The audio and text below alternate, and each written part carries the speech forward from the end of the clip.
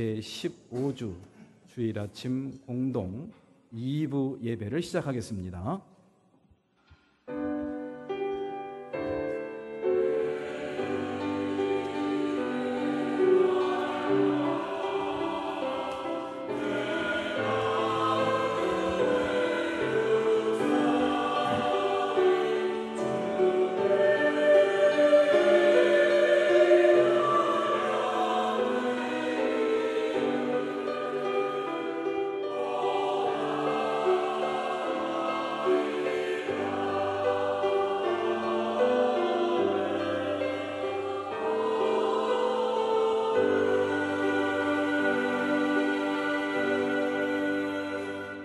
주님의 한결같은 사랑이 생명보다 더 소중하기에 내 입술로 주님께 영광을 돌립니다.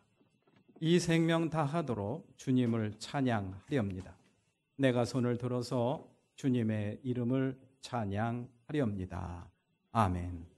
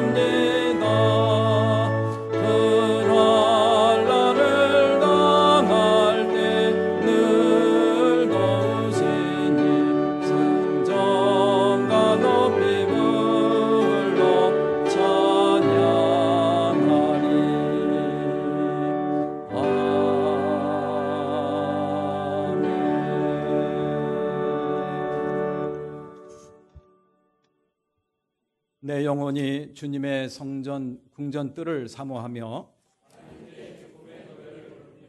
만군의 주 나의 왕 나의 하느님, 주님께서 주시는 힘을 얻어서 그들은 눈물 골짜기를 지날 때에도 그들은 힘을 얻고 더 얻으며 올라가서 주님의 집에서 사는 하루가 아멘. 능하사 천지를 만드신 하나님 아버지를 내가 믿사오며 그 외아들 우리 주 예수 그리스도를 믿사오니 이는 성령으로 잉태하사 동정녀 마리아에게 나시고 본디오 빌라도에게 고난을 받으사 십자가에 못 박혀 죽으시고 장사한 지 사흘 만에 죽은 자 가운데서 다시 살아나시며 하늘에 오르사 전능하신 하나님 우편에 앉아 계시다가 너리로서 산 자와 죽은 자를 심판하러 오시리라. 성령을 믿사오며 거룩한 공예와 성도가 서로 교통하는 것과 죄를 사하여 주시는 것과 몸이 다시 사는 것과 영원히 사는 것을 믿사옵나이다. 아멘. 성부 성자와 성령 영원히 영광 받으옵소서.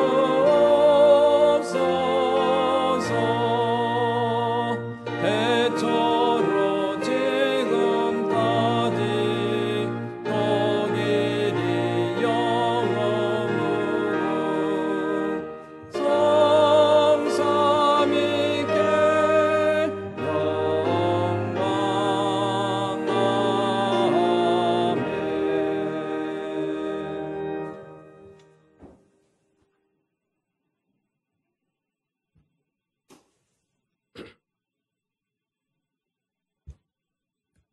사랑과 은혜가 풍성하신 하느님 아버지, 만물을 새로운 옷으로 갈아입히시고 오곡백과를 무르익게 하시는 이 아름다운 가을에 저희를 주님의 전에 불러 예배하게 하시니 감사를 드립니다.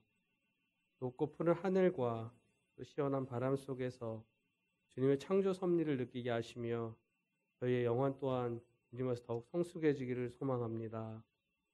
한 주간의 삶을 돌아봅니다. 내일의 삶 속에서 하나님의 뜻을 구하면서도 그 뜻에 온전히 순종하지 못하고 제 뜻대로 살았음을 회개합니다. 나의 허물은 돌아보지 않고 다른 사람의 티끌을 지적하며 비판했음을 회개합니다. 우리의 삶이 오직 하나님만 붙들고 사는 인생이 되게 하시고 예수 그리스도를 닮아 온유와 겸손함으로 살아가게 하옵소서.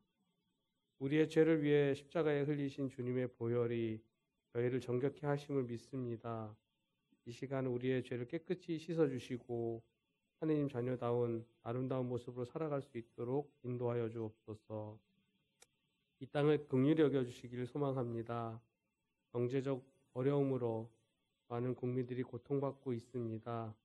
세계 경제의 불확실성 속에서 이 나라의 경제가 흔들리지 않도록 붙들어 주시고 기업들에게는 지혜를 주시며 일자리를 잃은 이들에게는 새로운 기회를 열어주시고 빈부격차로 인한 갈등이 해소되도록 도와주시옵소서. 대통령을 비롯한 유정자들에게 지혜와 능력을 주셔서 국민들에게 희망이 되게 하시고 당면한 난제들을 슬기롭게 헤쳐나가도록 주의 손으로 붙들어 주옵소서. 여야가 다툼을 멈추고 협력 속에 국정을 운영하게 하시며 급변하는 국제 안보 상황 속에서도 나라를 안전하게 지켜 주옵소서. 분단의 아픔을 안고 있는 이 민족을 주님께 올려드립니다.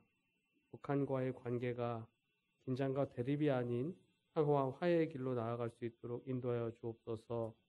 남과 북의 지도자들에게 지혜와 결단을 주셔서 멈춰선 평화의 발걸음이 다시 힘차게 나아가고 이 땅에 진정한 평화가 임하게 하옵소서. 이 땅의 미래인 젊은이들을 축복합니다. 불안한 현실 속에서 청년들에게 명확한 비전을 주시고 주님 안에서 참된 길을 발견하게 인도하여 주옵소서. 세상의 가치관을 따르기보다 하느님의 부르심에 귀 기울이며 삶을 통해 하느님께 영광 돌리는 위대한 세대가 되게 하여 주옵소서. 특별히 중간고사를 준비하는 우리 학생들을 기억하여 주시고 노력하는 수고가 헛되지 않게 하옵소서. 지혜와 명철을 더하여 주셔서 좋은 결실을 얻게 하시며 무엇보다 학업의 과정 속에서 하느님의 동행하심을 경험하게 하여 주옵소서. 주님, 고통 중에 있는 교우들을 위해 기도드립니다. 육실의 질병으로 고통받는 이들에게 치유의 손길을 베푸시고 경제적 어려움 속에 있는 가정들에게 피할 길을 열어 주옵소서. 그들의 눈물을 닦아주시고 삶의 무게를 홀로 감당하지 않도록 위로와 힘을 더하여 주옵소서. 저희 또한 그들의 아픔을 함께 기도하며 돕는 공동체가 되게 하여 주옵소서. 특별히 케냐 선교 사업을 위해 기도드립니다. 저희 작은 정성과 헌신이 그 땅의 생명의 물줄기가 되어 흐르게 하시고 단순히 목마름을 해소하는 것을 넘어서 하느님의 사랑을 경험하는 귀한 통로가 될 수 있도록 인도하여 주옵소서. 이 우물을 통해서 복음의 씨앗이 뿌려지고 수많은 영혼들이 주님께로 돌아오는 역사가 일어나게 하여 주옵소서. 또한 26년 1월에 있을 단기 선교 준비 과정도 주님께서 친히 인도하시어서 모든 스텝들이 지혜롭게 준비하고 모든 일정이 주 안에서 잘 아름답게 이루어질 수 있도록 인도하여 주옵소서. 오늘 말씀을 전하실 목사님을 붙들어 주시고 성령의 능력을 함께 하셔서 선포되는 말씀이 능력이 있게 되게 하시고 우리의 영혼을 깨우며 삶을 변화시키는 살아있는 진리가 되게 하여 주옵소서. 목사님의 건강과 가정을 지켜주시며 주님의 뜻을 온전히 이루는 목회자가 되게 하여 주옵소서. 아름다운 찬양으로 하나님께 영광 돌리는 성가대와 보이지 않는 곳에서 묵묵히 섬기는 교우들의 수고를 기억하여 주시고 그들의 헌신을 통해 교회가 더욱 든든히 세워지게 하여 주옵소서. 저희의 예배를 받아주시고 하나님의 뜻이 이 땅 가운데 온전히 이루어지기를 소망합니다. 이 모든 말씀 살아계신 예수 그리스도의 이름으로 기도를 드립니다. 아멘. 하늘에 계신 우리 아버지, 그 이름을 거룩하게 하여 주시며 그 나라를 오게 하여 주시며 그 뜻을 하늘에서 이루신 같이 땅에서도 이루어 주십시오. 오늘 우리에게 필요한 양식을 내려주시고 우리가 우리에게 죄 지은 사람을 용서해 준 것 같이 우리의 죄를 용서해 주시고 우리를 시험에 들지 않게 하시고 악에서 구하여 주십시오.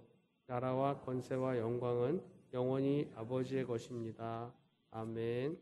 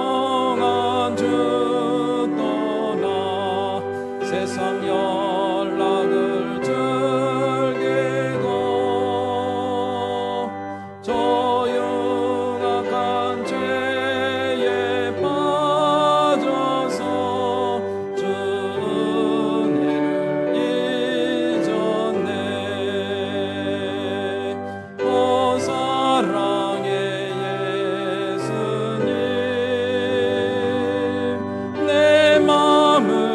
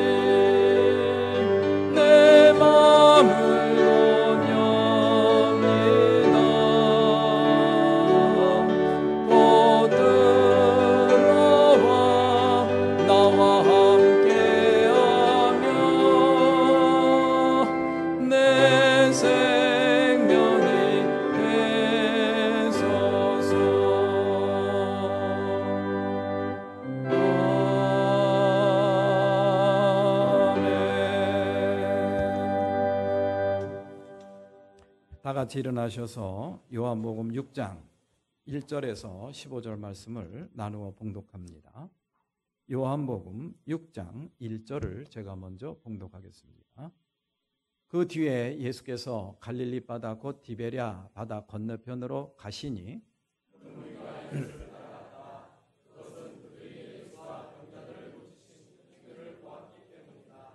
예수께서 산에 올라가서 제자들과 함께 앉으셨다.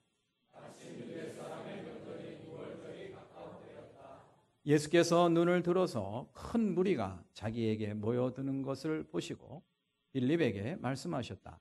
우리가 어디에서 빵을 사다가 이 사람들을 먹이겠느냐?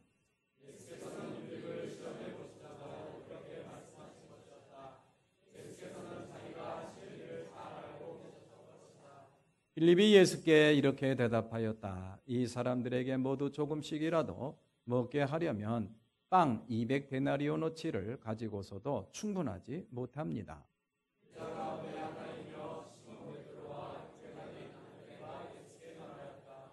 여기에 보리빵 5개와 물고기 2마리를 가지고 있는 한 아이가 있습니다. 그러나 이렇게 많은 사람에게 그것이 무슨 소용이 있겠습니까?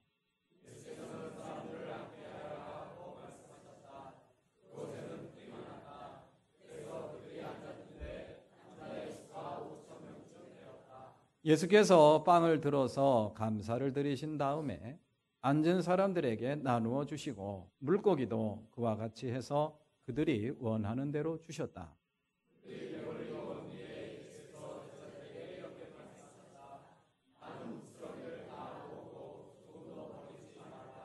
그래서 보리빵 5덩이에서 먹고 남은 부스러기를 모으니 12광주리에 가득 찼다.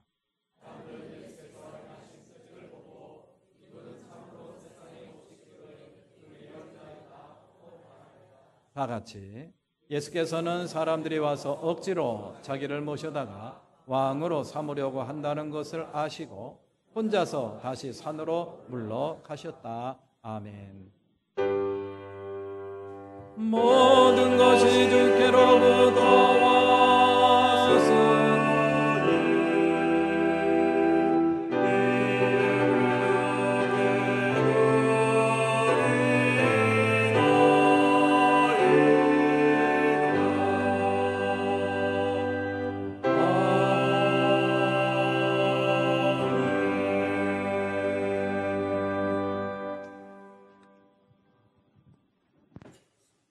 금주 묵상 말씀입니다. 우리가 어디에서 빵을 사다가 이 사람들을 먹이겠느냐? 요한복음 6장 5절 말씀을 적어드렸습니다. 오늘 본문 말씀 가운데 예수님께서 백성들을 불쌍히 여기시고 그들의 굶주린 모습을 보시고 그들에게 자비와 긍휼의 마음을 이런 식으로 표현해 주셨습니다. 오늘 오후 예배는 슬기로운 미디어 이용 방법이라는 주제로 특강 시간을 갖도록 하겠습니다. 강사는 민진영 목사께서 해 주시겠습니다. 오랫동안 언론 관련 운동을 해오신 그런 경험을 통해서 거짓 뉴스가 범람하는 이 시대에 우리가 어떻게 미디어를 접할 것인가 좋은 기회가 되시기를 바랍니다. 다음 주일 오후 예배는 제7여선교회 헌신 예배로 드리도록 하겠습니다. 신앙 공동체를 위한 헌신과 나눔으로 제3여선교회 중식 봉사해 주십니다. 2025년 추수감사절 11월 2일이죠. 추수감사절 예배 때 봉헌할 40일 감사기도 일기를 여러분들에게 나누어 드렸습니다. 40일 동안 감사의 내용을 노트에 기록을 하셨으면 좋겠습니다. 그리고 그 노트를 우리 추수감사절 예배 시간에 봉헌을 하도록 그렇게 하겠습니다. 동참을 원하시는 교우께서는 현관 탁자에 노트를 꼭 가져가시기를 바랍니다. 이거 노트입니다. 이것을 하게 된 취지를 잠깐 설명을 드린다고 하면은 우리가 추수감사절을 좀 의미 있게 보냈으면 좋겠다라는 그런 생각을 늘 하고 있었던 차에 이것을 하게 되었습니다. 한번 40일 동안만이라도 우리가 한번 감사의 제목을 찾아보고 한번 직접 내 손으로 적어보자. 네.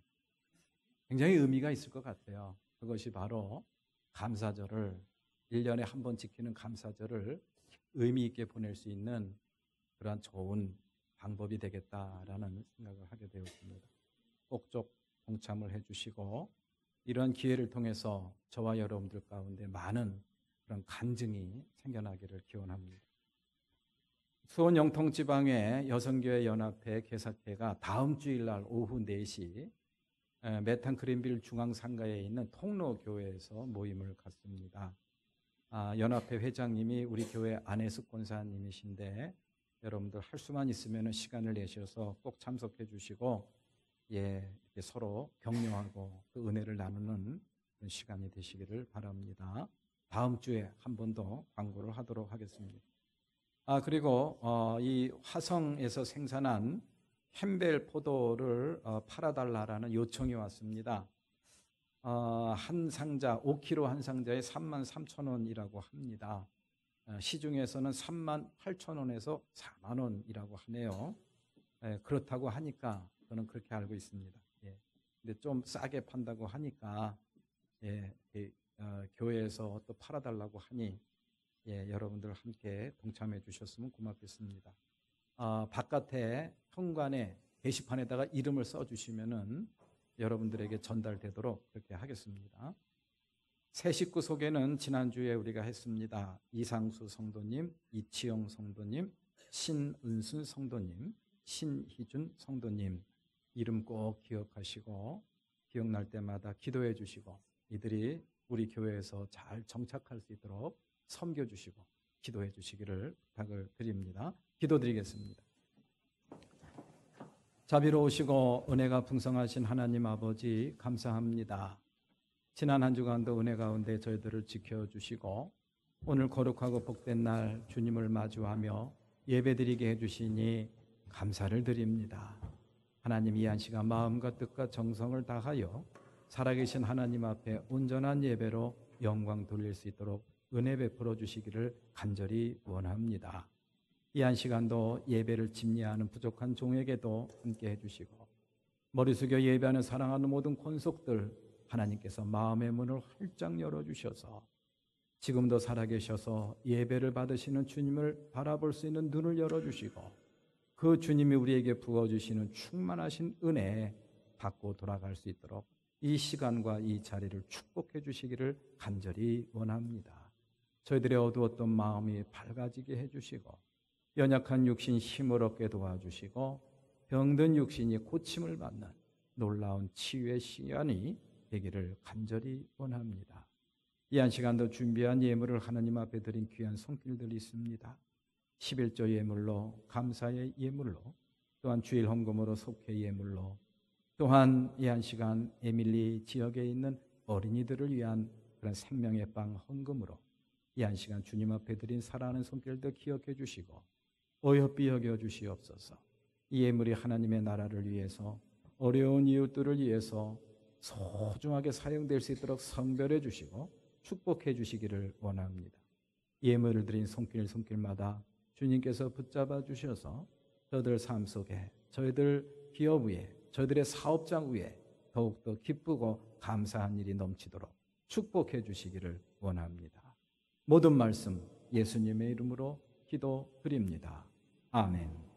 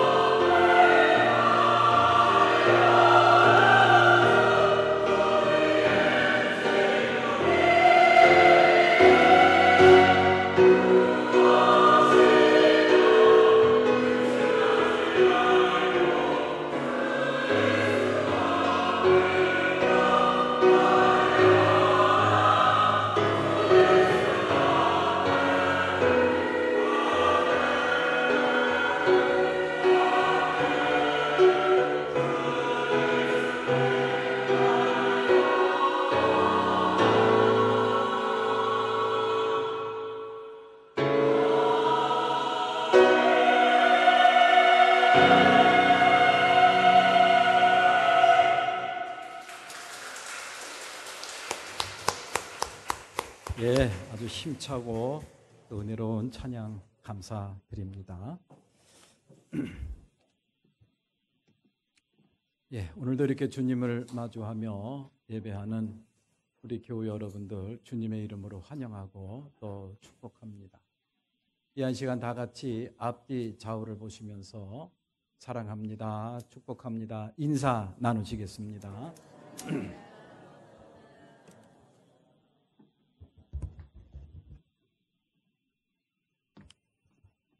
나이 먹으면서 한 가지 간절한 소망 가운데 하나가 있다고 한다면은 나는 언제 손주를 보나라는 저희 또래 친구들이 거의 다 손주를 봤습니다.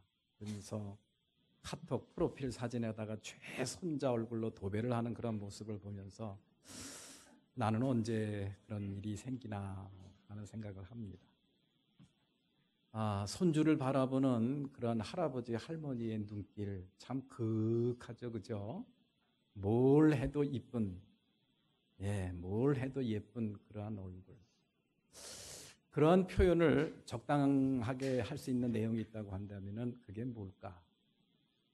시선을 사로잡는다, 또 눈길을 끈다라는 말로는 부족할 것 같아요.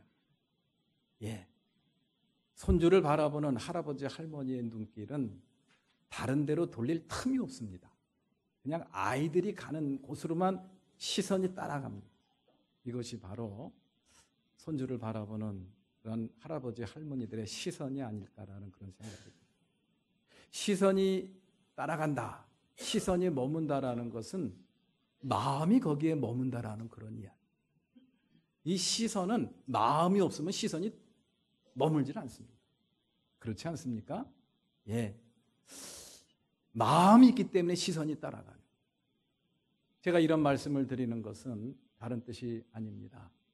우리의 믿음과 우리의 신앙도 마찬가지라는 그런 이야기.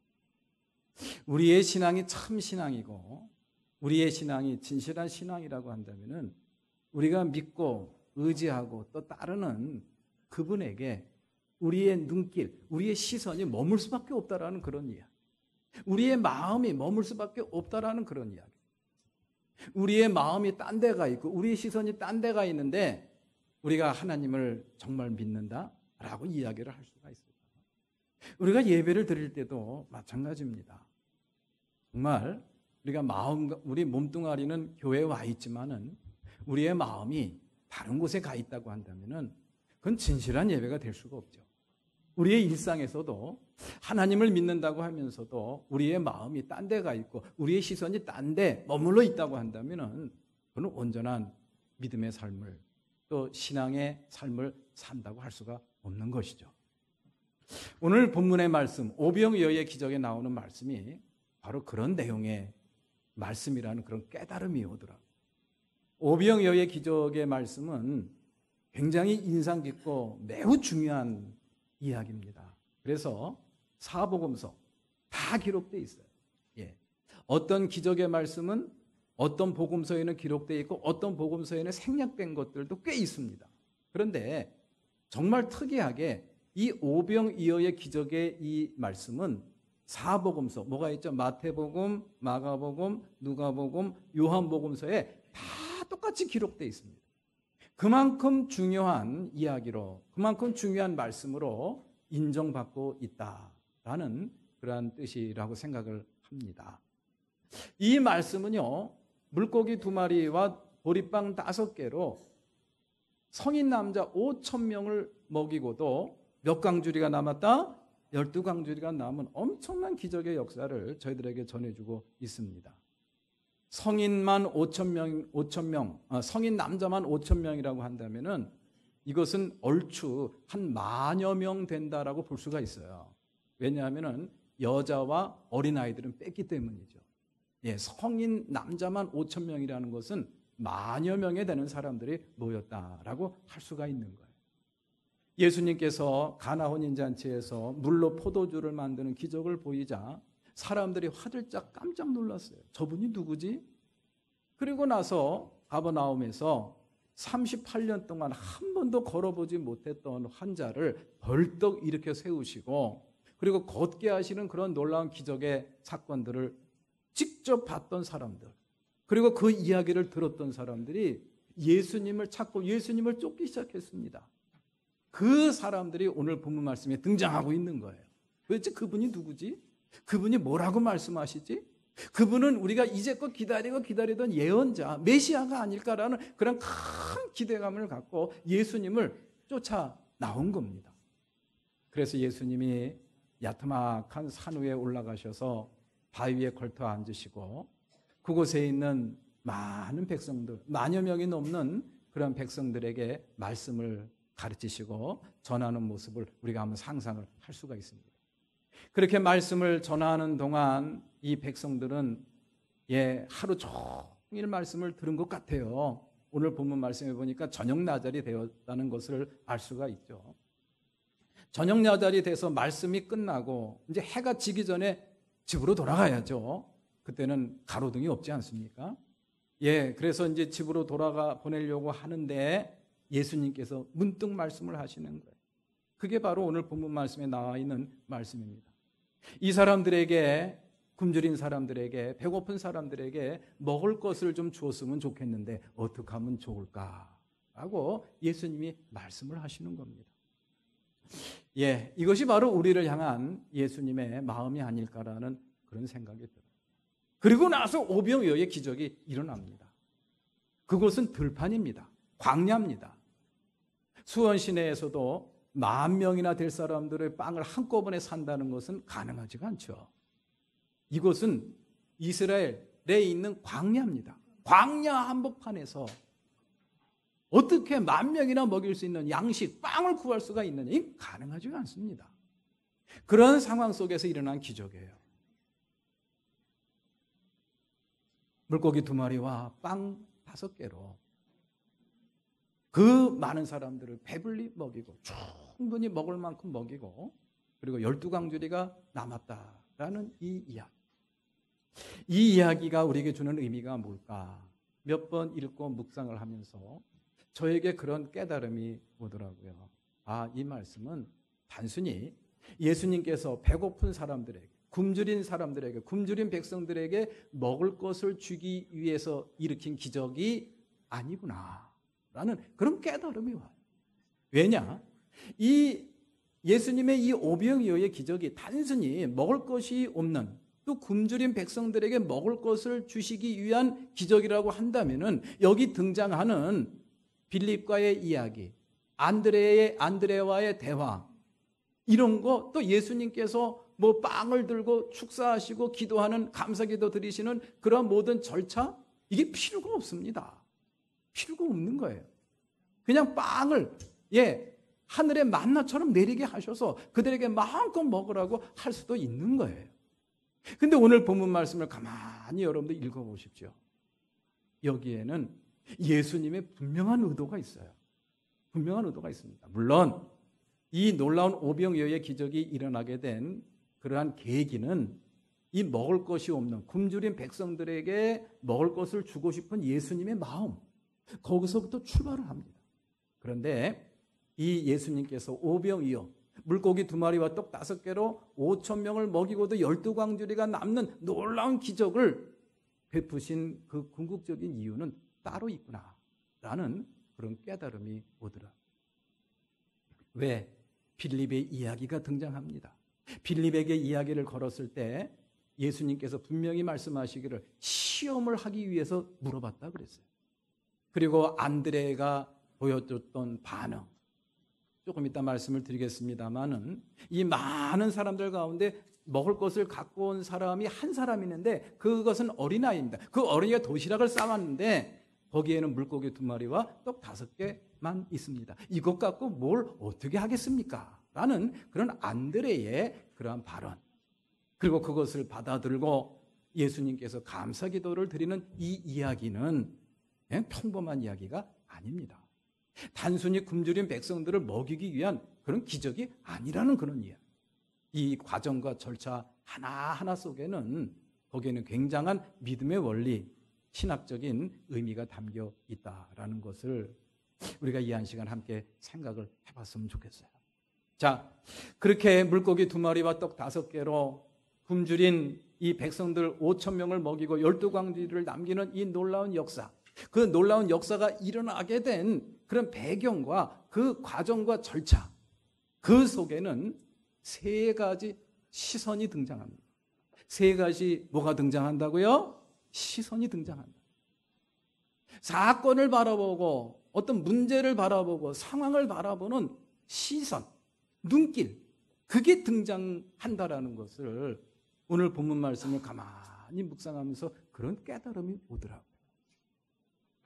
우리의 시선이 어디에 머무르고 있느냐, 그것에 따라서 이 우리의 신앙이 올바른 신앙인가 참된 신앙인가를 우리가 구분할 수 있고 판단할 수 있듯이 오늘 본문 말씀에도 이 빌립의 시선, 안드레의 시선, 예수님의 시선이 각자 다 다릅니다. 그들의 시선이 어디에 머물러 있느냐에 따라서 기적이 일어나기도 하고 기적이 그치기도 하는, 하나님의 역사를 오히려 방해를 하는 그런 일을 하는 그러한 모습을 오늘 말씀을 통해서 우리가 찾아볼 수가 있습니다. 자, 그러면은 이 세 가지 시선 가운데 첫 번째 시선이 바로 뭐냐? 바로 빌립의 시선입니다. 우리 예수님께서 빌립에게 많은 사람들이 모였는데 그 사람들이 굶었는데 몹시 배고파하고 있는 그런 상황에서 그 사람들에게 먹을 것을 주고 싶은데 어떻게 하면 좋겠는가라고 빌립에게 물어봅니다. 빌립에게 뭐라고 물어봤나? 5절 말씀 한번 다 같이 볼까요? 다 같이 시작. 우리가 어디에서 빵을 사다가 이 사람들을 먹이겠느냐. 그런데 여러분들 하면 예수님도 참 짓궂으신 것 같아요. 광야 한가운데서 만여 명이나 되는 사람들의 빵을 어디서 삽니까? 이건 되게 짓궂으신 것 같아요. 우리 예수님도. 왜 이런 질문을 하셨을까? 그러면 그 상황에서 이 빌립이 정말 진정한 믿음, 이 빌립이라는 제자는 예수님이 물로 포도주 만드는 거 봤잖아요. 그리고 38년 동안 걷지 못하는 사람이 벌떡 일어나서 걸어가는 거 봤잖아요. 이 상황에서 5천 명이나 넘는 사람들, 만여 명이나 되는 이 수많은 사람들 어떻게 먹입니까, 예수님? 예수님이 이 모든 것들을 해결해 주실 줄로 믿습니다. 아마도 그런 대답을 우리 예수님께서 기대하지 않았을까? 라는 그런 생각이 들어요. 그래서 우리 오늘 본문 말씀에도 사도 요한은 그렇게 기록을 하고 있습니다. 예수님께서 빌립에게 이러한 질문, 우리가 어디에서 빵을 사다가 이 사람들을 먹이겠느냐라는 이 질문을 한 것은 빌립을 시험하기 위해서 이런 질문을 했다라는 말씀이 기록이 되어 있어요. 빌립의 이 상황을 어떻게 바라보고 어떻게 파악하고 있는가를 한번 테스트해 보려고 이렇게 질문을 했다라는 그런 이야기죠. 아닌 게 아니라 이 빌립이 그렇게 대답을 합니다. 이 사람들을 다 빵을 사다 먹이려면은 200데나리온이 필요합니다. 200데나리온어치의 빵을 사도 아마 부족할지도 모릅니다라는 이런 답변을 해요. 예수님께서 이 질문을 하신 것은 그 상황이 불가능하다는 것을 예수님이 이미 알고 있어요. 돈 200데나리온이 답이 아닙니다. 그런데 이 빌립이 이야기한 것은, 이 빌립의 반응은 돈입니다. 돈으로 계산하는 거예요. 이 많은 사람들, 만여 명 되는 사람들을 빵을 먹이려면은, 조금씩이라도 빵을 맛보게 하려면은, 그래서 허기를 좀 면하게 하려면은 이렇게 계산해 보니까 한 사람 앞에 얼마 해서 10,000명이니까 곱하기 얼마 하니까 200데나리온. 1데나리온이 하루 품삯입니다. 하루 품삯이면 보통 10만 원을 잡는다고 한다면은 200 곱하기 10만 하면은 얼마 정도 될까요? 2천만 원? 맞나요? 2천만 원. 예수님께서 빌립을 시험하려고 어디서 빵을 사다가 이 사람들을 먹일 수 있을까라고 질문을 했더니 이 빌립이 다 머리를 굴려가지고 계산해가지고 200데나리온 정도면 이 사람들에게 빵을 사다 먹일 수 있을 것 같습니다. 200데나리온이면은 그게 해결되나요? 안 됩니다. 200데나리온이 문제가 아니라는 그런 이야기. 5천 명의 성인을 먹이려면 얼마나 드는지 금방 계산을 해낼 정도로 빌립은 굉장히 명철한 사람이었구나라는 사실을 알 수가 있습니다. 그런데 그것이 곧 예수님의 근심거리였습니다. 이 빌립의 태도, 문제를 바라보는 태도, 상황을 인식하는 그 태도, 그 모든 것들을 계산적으로, 자기 중심적으로, 자기 계산과 자기 생각으로만 그 모든 것들을 바라보려고 하는 그러한 태도, 그거를 예수님께서는 평소에 눈여겨보고 있었고, 그것이 오늘 본문 말씀에서 확인이 된 것이죠. 이 빌립의 시선은 예수님에게 머물고 있지를 않았습니다. 예수님은 물로 포도주를 만든 그런 분이세요. 38년 동안 걷지 못한 사람을 벌떡 일으켜 세우시고 걷게 하신 그런 분이십니다. 하나님의 아들이고 그리스도라는 사실. 그럼에도 불구하고 그 예수님을 마주하고 있으면서도, 예수님과 대화를 나누고 있으면서도 빌립의 시선은 여전히 어디에 머물고 있는 거예요? 내 머리. 합리적이고 논리적인 그런 사고방식. 여기에 머물고 있는 그러한 빌립의 모습. 우리 사랑하는 교우 여러분들, 이번 기회에 내가 하나님을 믿고 신앙생활을 한다고 하고 있는데 우리의 일상에서 내 시선은 어디에 머물고 있는가? 또 어떤 문제 앞에서, 어떤 어려운 상황 앞에서 그런 상황을 내가 맞닥뜨렸을 때 나의 시선이 어디에 머물고 있었는가를 한번 살펴봤으면 좋겠어요. 한번 살펴봤으면 좋겠어요. 이러한 빌립의 태도, 이러한 빌립의 시선은 문제 해결에 아무런 도움이 되지를 못했습니다. 자, 두 번째 시선, 안드레의 시선입니다. 오늘 본문 말씀에서 빌립과 예수님의 대화를 가만히 듣고 있던 안드레가 콧웃음을 칩니다. 콧웃음을 쳤다라는 이야기는 나오지 않아요. 제가 상상을 해본 겁니다. 그러면서 이 안드레는 자기 나름대로 생각을 하고 그리고 뭔가 처방을 내립니다. 그것이 바로 뭐냐? 거기에 무리 가운데 혹시 먹을 것 갖고 온 사람이 있나 없나 열심히 살펴본 거예요.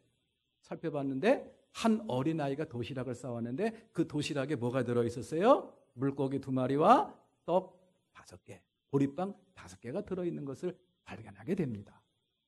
그리고 나서 그것을 오늘 본문 말씀에 보면 그거를 그 아이의 도시락을 이렇게 가져왔다라는 표현은 안 돼 있어요.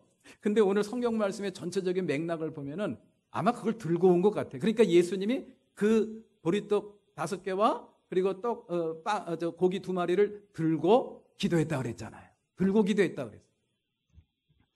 아마도 이 안드레가 그 어린아이의 도시락을 아마 좀 들고 왔던 것 같아요.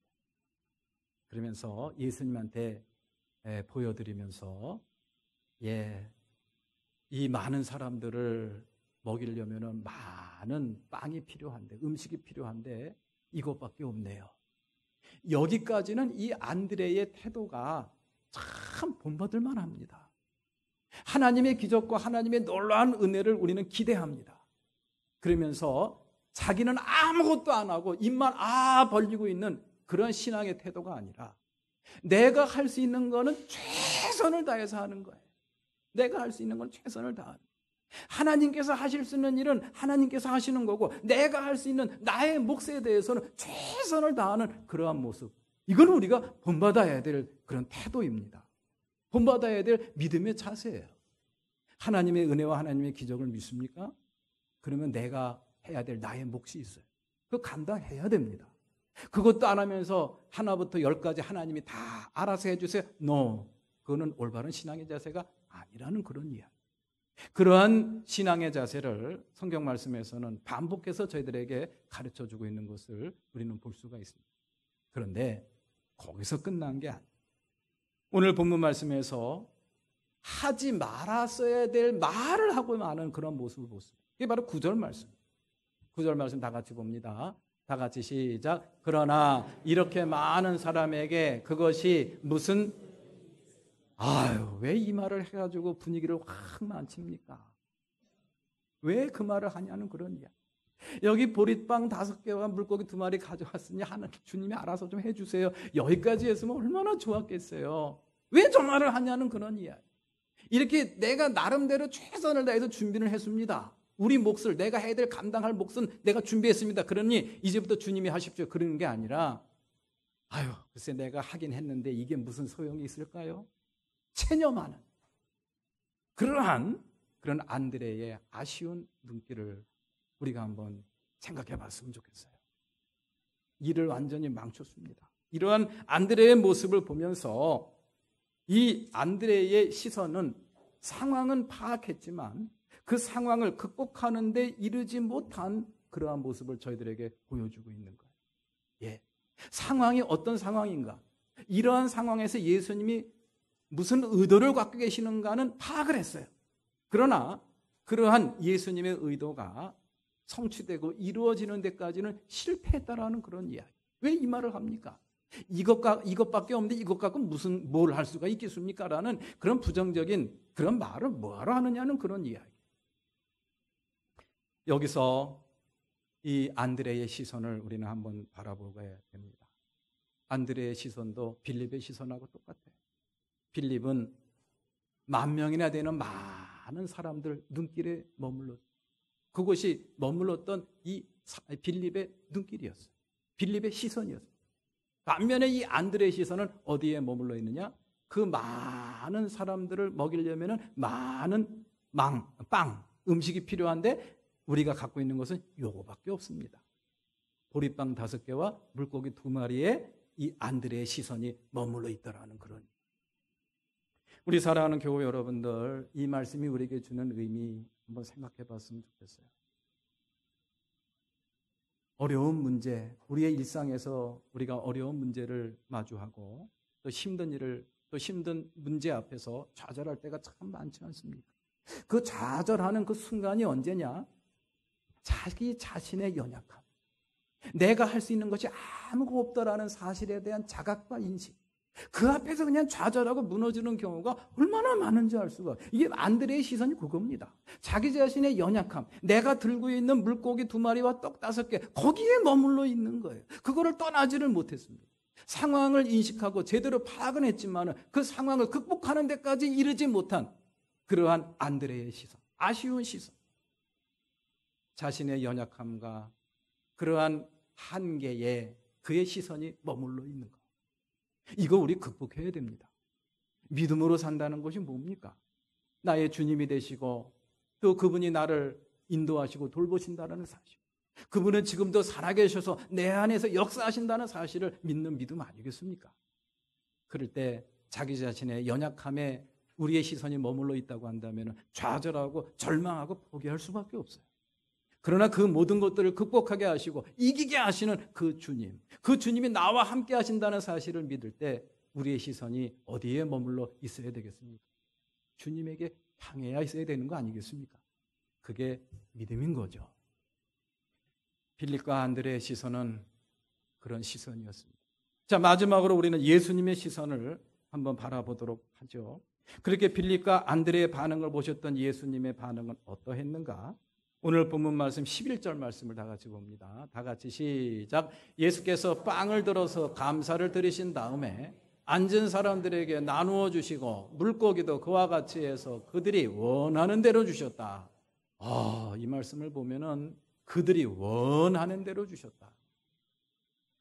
저는 이 말씀을 굉장히 진보적이고 굉장히 그 공부를 학식이 풍부한 그런 분들을 아주 합리적인 사고를 갖고 있는 많은 분들이 해석을 인문학적인 해석 또는 심리학적인 해석으로 해서 영적인 해석으로 접근하는 경우를 많이 봐요. 물고기 2마리로 또 보리빵 5개로 10,000명을 어떻게 먹입니까? 그거는 물리적으로 그렇게 했다는 게 아니라 심리적으로. 예. 그렇게 다 빵을 돌렸더니 나 말고 옆에 사람 주세요. 나 말고 옆에 사람 주세요. 이런 식으로 양보를 해가지고 그리고 거기 있는 5,000명이 넘는 10,000명이나 되는 사람들이 먹지는 않았지만 심리적으로 정신적으로 배부름을 경험한 그것을 이렇게 표현한 것이다. 그렇게 해석해도 멋있죠, 그죠? 그렇게 해석할 수도 있습니다. 그런데 모르겠어요. 저는 유식하지 않아서 그런지 몰라도 그런 해석보다는 진짜 이 사람들이 배불리 먹었을 것이다라는 그런 믿음이 저에겐 더 설득력이 있습니다. 왜냐? 오늘 본문 말씀에 보면요, 어떤 일이냐면 이 일을 보고 많은 사람들이 예수님한테 와서 뭐라고 요청했다 그랬어요? 우리의 왕이 되달라고 요청을 했대요. 왕이 되달라. 당시의 유대인들은요, 하루 세 끼 먹는 사람이 없었습니다. 그냥 힘 있는 사람, 돈 있는 사람 몇 명 빼놓고 하루 세 끼 먹을 수 있는 사람이 몇 명 안 됐다라는 그런 이야기. 그런데 물고기 2마리와 떡 5개로 세상에 10,000명이나 되는 사람들이 배불리 먹는 그런 모습을 보고 우리의 왕이 되어 주십시오. 그러면서 예수님을 막 쫓아가는 겁니다. 그랬더니 예수님께서 아닙니다 하고 도망가는 모습이 오늘 본문 말씀 마지막 말씀이에요. 심리적인 해석, 영적인 해석, 심리적으로 내가 먹지는 않았지만 배부르고 더 이상 뭐 먹고 싶지 않다라는 이런 포만감, 그것 갖고 예수님한테 왕이 되게 해달라고 쫓아다니면서 졸라댈 수 있는 근거가 될까? 이 설득력이 떨어집니다. 저는 진짜 먹었을 것이다 라고 거기에 한 표를 던집니다. 어쨌든 오늘 본문 말씀에 보면 그런 놀라운 오병이어의 기적을 어떻게 일으켰는가? 여기서 우리 예수님의 시선을 한번 눈여겨볼 필요가 있습니다. 예수님이 안드레가 가져온 물고기 2마리와 떡 5개를 갖고 어떻게 했다 그랬어요? 오늘 본문 말씀에 그것을 들고 빵을 들어서 하나님 앞에 무엇을 드리신 다음에 감사를 드리신다. 우리 한번 11절 말씀 다시 한번 볼게요. 11절 말씀 다 같이 시작. 예수께서 빵을 들어서 감사를 드리신 다음에 앉은 사람들에게 나누어 주시고 물고기도 그와 같이 해서 그들에게 원하는 대로 주셨다. 빵을 어떻게 해서 들어서 감사를 드리신 다음, 저는 이 말씀을 보면서 빵을 들어서 감사를 드리시는 이 자세, 이 태도, 여기에서 우리는 예수님의 시선을 발견할 수가 있어요. 예수님은 10,000명이나 되는 사람들을 보지 않았습니다. 그 사람들을 먹이기에는 택도 안 되는 빵 2개와 물고기 5마리, 그것도 눈길 주지 않았어요. 무엇을 바라봤어요? 그 모든 것을 통해서 이 많은 사람들을 충분히 배불리 먹이시기도 남을 만한 능력을 가지신 누구를 바라본 거예요? 주님을 바라봐. 예수님의 시선은 하나님께 머물렀습니다. 하나님을 향했다라는 그런 이야기. 우리 사랑하는 교회 여러분들, 오병이어의 기적 속에 나타난 예수님의 의도가 저는 이거였다라는 그런 믿음이 생깁니다. 예수님의 시선이 궁극적으로 머문 것, 이는 오늘 본문에서 우리가 찾아야 할 놀라운 신앙의 원리이자 오병이어의 기적을 통해서 예수님이 궁극적으로 가르치시는 의도가 아닐까라는 그런 생각이 들어요. 이제 예수님의 제자들은 이제 예수님이 떠나신 다음에 예수님의 제자들도 자기에게 맡겨진 사역을 감당할 준비를 해야 됩니다. 그런데 예수님과 함께 있을 때는 예수님이 그 모든 일들을 다 해결해 주셨지만 이제 예수님이 떠나신 다음에 그 일을 누가 감당해야 돼요? 예수님의 남겨진 제자들이 감당해요. 그러면 이러한 일이 일어났을 때, 이러한 일이 닥칠 텐데, 이렇게 곤란한 일, 어려운 문제가 여러분들 앞에, 제자들 앞에 닥칠 텐데 그때 어떻게 할 거냐, 어떻게 헤쳐나갈 거냐, 이 원리를 가르쳐 준 거예요. 그 원리는 다른 거 아니다. 문제를 바라보지 말아라. 문제의 시선을 고정시키지 마라. 무엇을 바라보라? 주님과 시선을 맞춰라.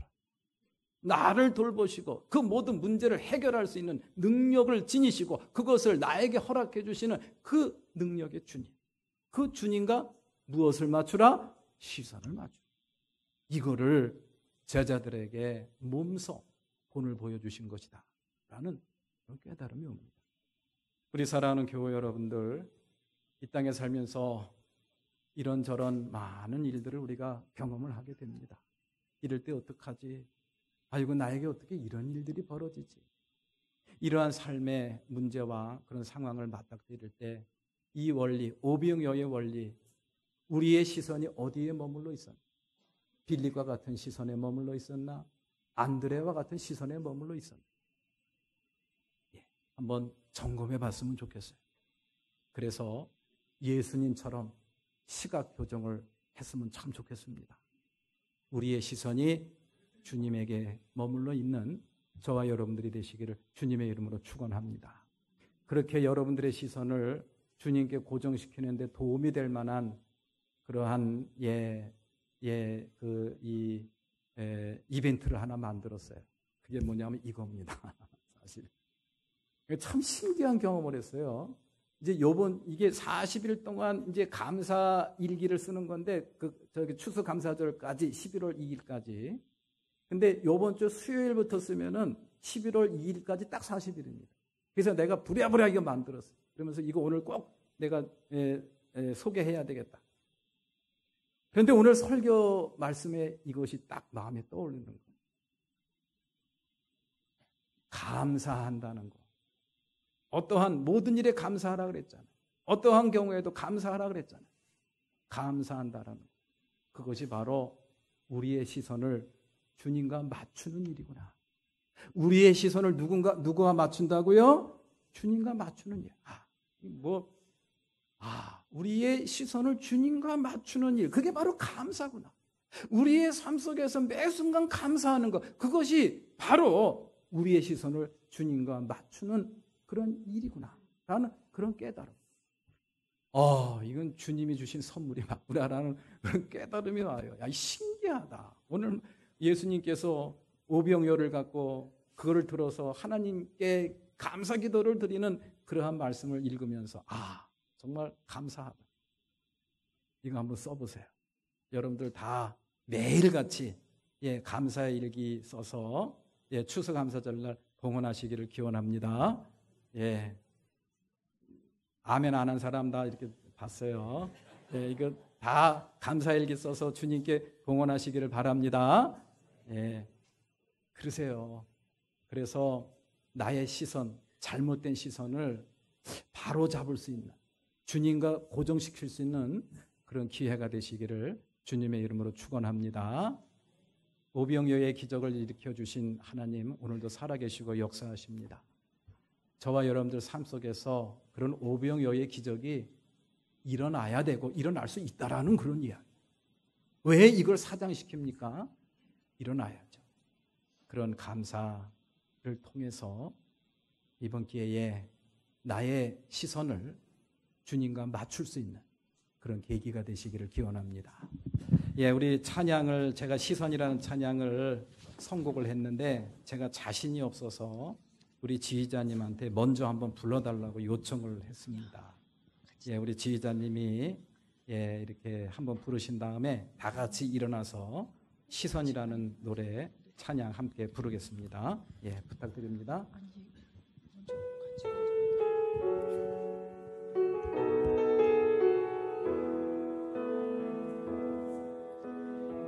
내게로부터 눈을 들어 주를 보기 시작할 때 주의 일을 보겠네. 내 작은 마음 돌이키사 하늘에 꿈꾸게 하네. 주님을 볼 때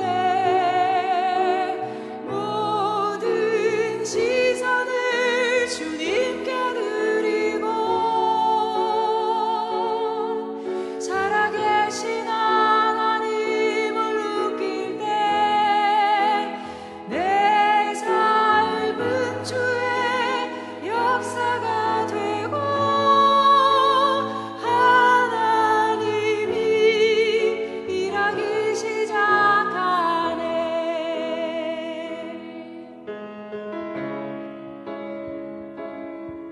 다 같이 하시면 될 것 같은데. 성령이 나를 변화시켜 모든 두려움 사라질 때 주의 일을 보겠네. 황폐한 땅 한가운데서 주님 마음 알게 되리. 주님을 볼 때